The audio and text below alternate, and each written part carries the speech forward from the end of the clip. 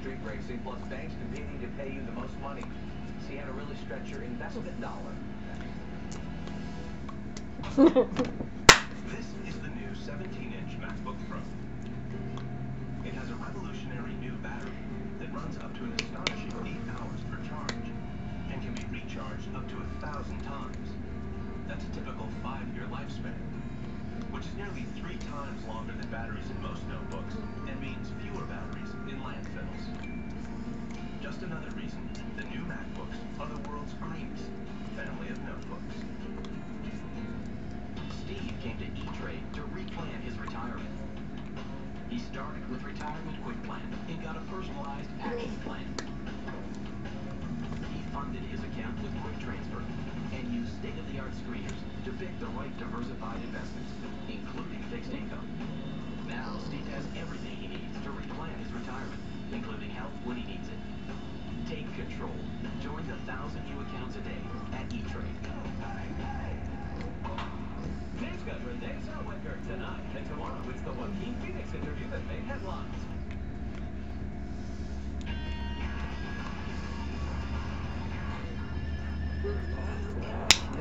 This guy.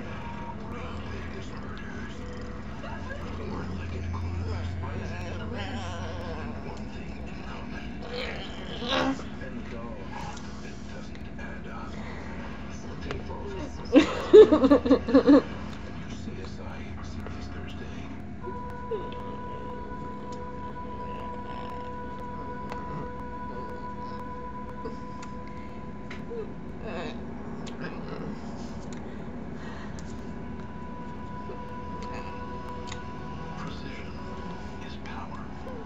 Introducing the all-new TL, the most powerful Acura ever built. Take advantage of attractive lease rates on the 2009 Acura TL for well-qualified customers.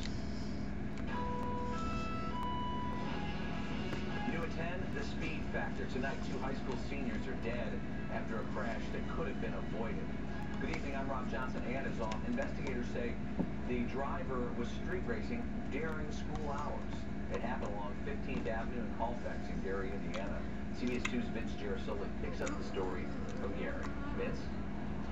Rob, we're here at that location. It's just outside a body shop. This accident occurred at 2 o'clock this afternoon. Family members were here just a few moments ago placing a teddy bear beside the fence here that was smashed in this accident. An accident so forceful that it split the driver's green Chevy Cavalier in 2. We're going to show you a picture now, and we'd like to thank our partners, the Gary Post-Tribune, for providing it to us, and it does show how that car was damaged. Neither teen, according to the coroner, was wearing a seatbelt. They both attended West High School here in Gary. Both died from blunt force trauma. They've been identified as the passenger, 18-year-old Nathaniel Williams. Friends say that he was just a great guy, had a great sense of humor. The driver was 17-year-old Kendall Alford. He was pronounced dead at Methodist North Lake Hospital at 6 o'clock tonight. And also tonight, friends and family are mourning their losses. My cousin was very sweet. He was a nice young man, and I'm really going to miss my little cousin. He was very educated.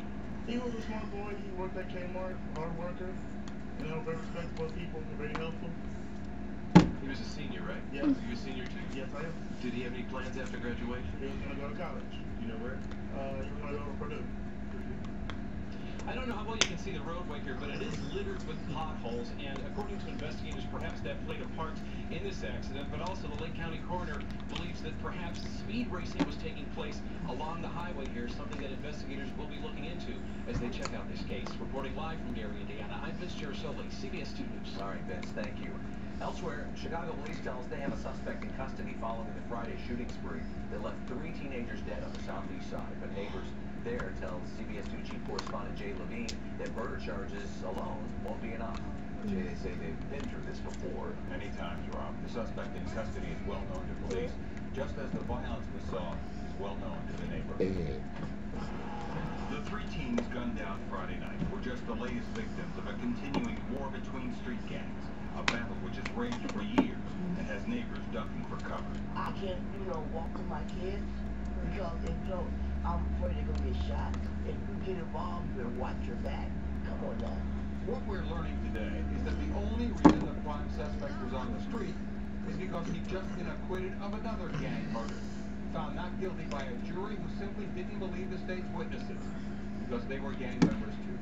The state failed, the jury failed, the judge failed, the system failed, the police have failed. With a London cross symbolizing lives lost to gang violence, Father Flager knows what South Chicago is up against.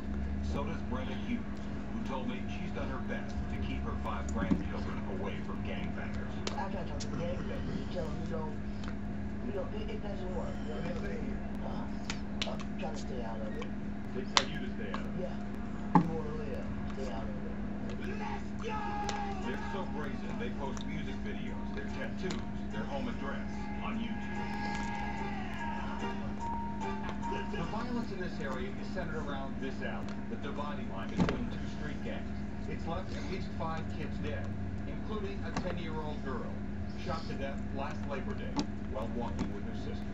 Jody White sent his guys down. When he comes down on Jody White, then all of a sudden you got police everywhere. But not before. Not before, exactly. They're here now. Gang crimes officers from all over the city, on the street, making stops, checking for warrants. But where were they before Friday? Neighbors asked. Chicago police declined our request for an interview, citing the ongoing investigation. But if they're watching tonight, maybe request. I want it to stop. I want it to stop. Bottom line. So does everyone else we spoke with, but they're not real optimistic, even though it appears that police have nearly doubled their team presence in an effort to prove that this time